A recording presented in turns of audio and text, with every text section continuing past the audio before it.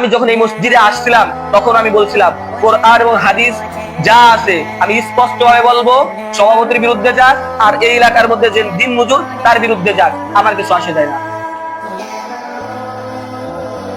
আমি এই কথা বলছিলাম, আপনাদের স্মরণ আছে কি নাই আমি জানি না, তবে আমি এই কথা বললেই প্রত্যেকটা মসজিদে চাকরি নিচ্ছি। আমি রিপিট করে আমি আপনাদেরকে বলি, আল্লাহর রসুল যদি কাউরে মুমিন বলে আমিও আমার ভাষায় এইখানে বসে তারে মুমিন বলবো। আল্লাহর রসুল যদি কাউরে কাফের বলে আমিও আল্লাহর রসুলের ভাষায় এইখানে বসে কাফের বলবো। কোরআনে যা আছে হাদিসে যা আছে স্পষ্ট ভাবে আমি বলবো।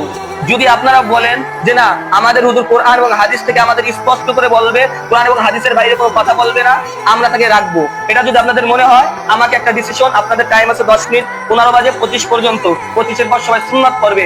আমাকে আপনারা সবাই এখানে আমাকে ঘোষণা দিবেন যে হুজুর আপনি এখানে যতদিন আছেন, একদিন থাকেন আর 10 দিন থাকেন, কোরআন এবং হাদিস থেকে কথা বলবেন।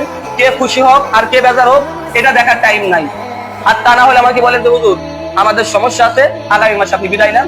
আলহামদুলিল্লাহ, আল্লাহর কসম এক জাররা পরিমাণ আমার মধ্যে এর জন্য কষ্ট নাই। আপনারা আমাকে একটা ডিসিশন দেন। নাসরুম মিনাল্লাহি ওয়া ফাতহুন করিব ওয়া বাশশিরিল মুমিনিন।